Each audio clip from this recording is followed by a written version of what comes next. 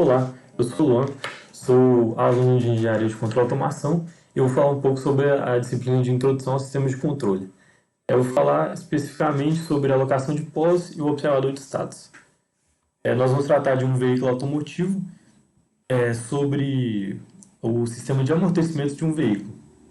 Então, supondo que, que os deslocamentos x e y que estão presentes aqui sejam medidos a partir das respectivas posições de repouso, que ocorrem na ausência de entrada U, a gente aplica a segunda lei de Newton e a gente obtém essas duas equações aqui. Vai lembrar que a velocidade é derivada da posição por tempo e a aceleração é derivada segunda da posição por tempo. Eu fiz algumas alterações aqui. Eu considerei o y como y1 e o x como y2 para fazer esse processo aqui, onde eu consigo transformar essas duas equações no espaço de estado. Né? Eu faço x1, x2, x3, x4 igual a y1, x2 igual a y1 ponto, x3 igual a y2, x4 é igual a y2 ponto. E assim eu faço operações matemáticas para obter o espaço de estados. Aí temos essa matriz aqui embaixo, 0, 1, 0, 0, menos K1 sobre K2, menos B, enfim. Temos esse espaço de estados aqui. Aí agora eu vou aplicar a técnica de alocação de pós, depois de obter o espaço de estados. Eu estipulei alguns valores aqui para as variáveis, para ficar mais fácil de compreender. Eu estipulei K1, K2, B, M1, M2, 10, 15, 2, 30 e 60. Bom, antes de tudo, a gente tem que provar que a gente tem que fazer um teste da controlabilidade do sistema.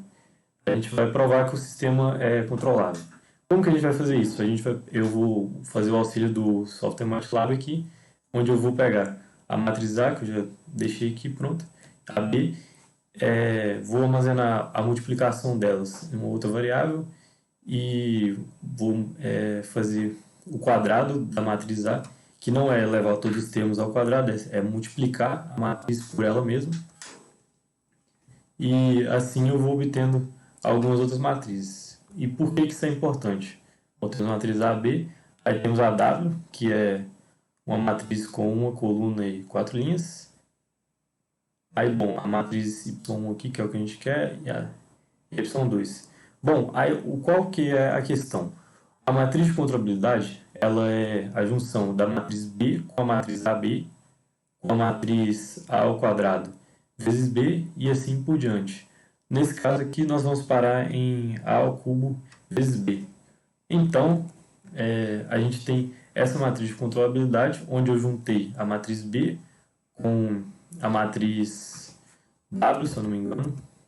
Deixa eu ver aqui, voltar para mostrar. A matriz W com a matriz de Y1 e a matriz de Y2.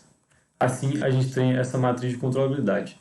Aí, após a gente obter ela, a gente faz a determinante dela para poder descobrir se o sistema é controlável.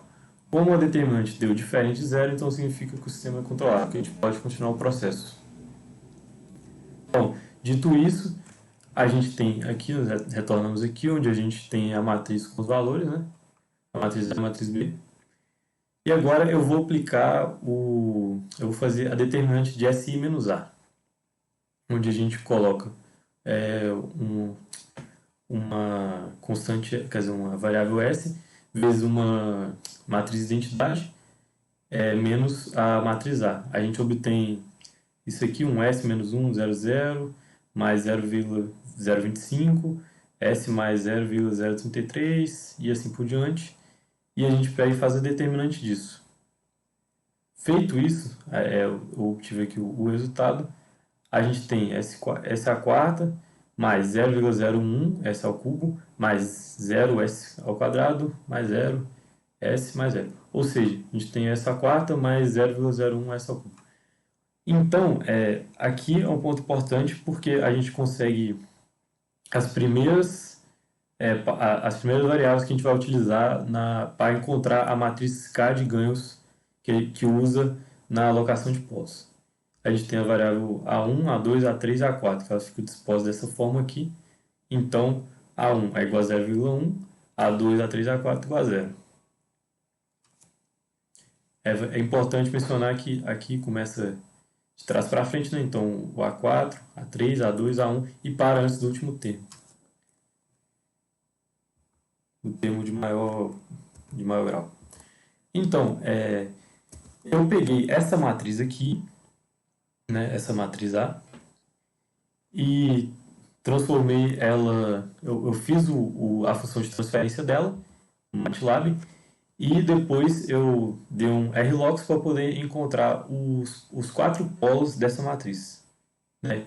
Então temos dois polos em menos 0,00151, que é um polo que está na parte 0,3 mais ou menos de positiva e o outro 0,3 de negativa. Aí para a mesma coisa do outro, né? Menos 0,485 mais 1i e menos 1i. Então, feito isso, depois da gente encontrar os polos, eu até coloquei eles aqui, a gente vai encontrar a equação característica. Como que a gente vai fazer isso? A gente vai, primeiro nós temos S mais 0,02 menos 0,3i, é um primeiro polo. A gente multiplica todos os polos. A gente multiplica todos os polos um por um. Aí, fazendo essa série de operações aqui, a gente obtém no final essa equação aqui, a quarta mais 0,054, essa é a terceira, mais 1,0923, essa é a segunda, mais 0,045S, mais 0,09. Então, aqui é outro ponto importante porque a gente vai obter quer dizer, a outra variável que importa para a gente montar a nossa matriz de ganhos K. A gente tem a equação, ela fica dessa forma: S a quarta mais alfa 1, S ao cubo, mais alfa 2, S ao quadrado, mais alfa 3, S, mais alfa 4. Do mesmo modo da outra, vai aumentando os alfas do começo da equação.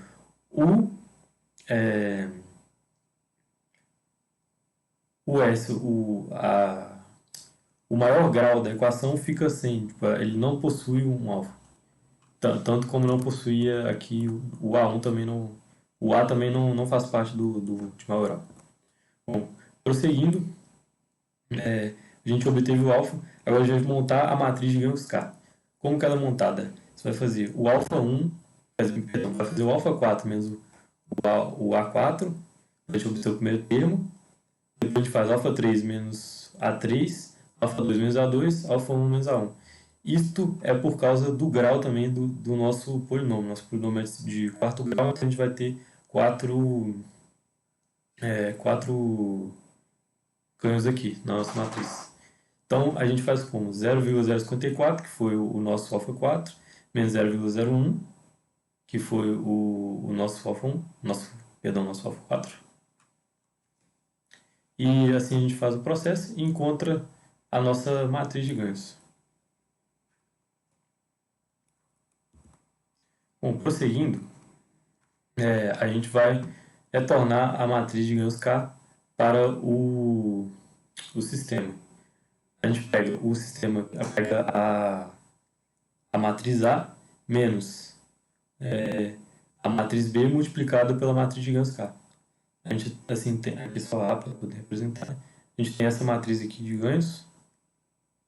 E então a gente junta com a matriz A e aqui a gente tem a matriz final compensada, né? Aí temos uma breve simulação aqui da resposta do sistema, né? Onde estabiliza aqui no valor final de 0,2, tempo de estabilização de 2,58, tempo de subida de 2,66 e o amplitude máxima em 0,42. E ela vai oscilando até ela estabilizar ali. Próximo de... Estabiliza aqui, próximo de 2,58 vezes 10 a mais 3 segundos. Ok, agora eu vou falar sobre o observador de estados. O observador de estados ele é bem parecido com o outro, só que tem a diferença em que a gente faz a determinante de SI menos A mais uma matriz LC.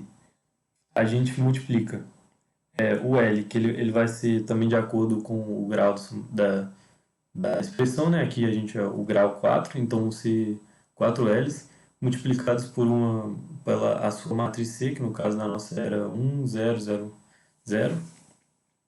E bom, a gente obtém essa matriz LC, aí a gente junta com SI menos A, a gente tem essa determinante aqui.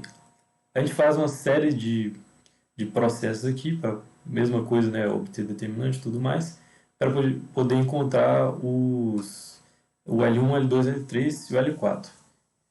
Semelhante ao modo que a gente encontrou A1 e alfa 1. Perdão, o A1 só. O alfa 1, alfa 2, alfa 3 se repete o mesmo processo com os polos. Só que o que acontece? Aqui a gente não teve L1 isolado, L2, L4 estão juntos, então ficou meio bagunçado. Então não deu para fazer o observador final de estados, né?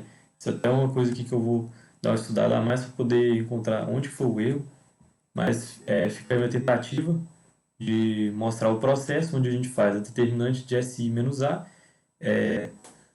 mais o LC para poder fazer o processo e assim obter um polinômio onde vai ter o L1, L2, L3 e a gente assim, quando a gente obtém os polos, por exemplo, nesse caso aqui, a equação ficou 0,054, 1,0927 e tudo mais. Aqui, se a gente for observar, o que vai reger qual o valor da matriz de L é a posição dele. Por exemplo, aqui o L1 estaria na posição do S3 e o L2 aqui na posição sem acompanhar o S, por exemplo. Então, aqui o L1 estaria para 0,054, esse seria o valor de L1, e o S2, como ele estava sem zero, seria 0,09. Essa seria mais ou menos a ideia.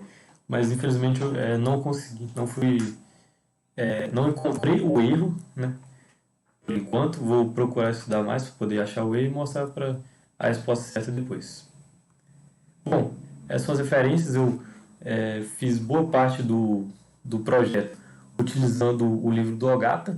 As informações dele são muito cruciais e muito importantes. E também os slides da aula do Matheus Marcolino, professor da minha matéria e que leciona ela na Unifei. Então, obrigado e até a próxima.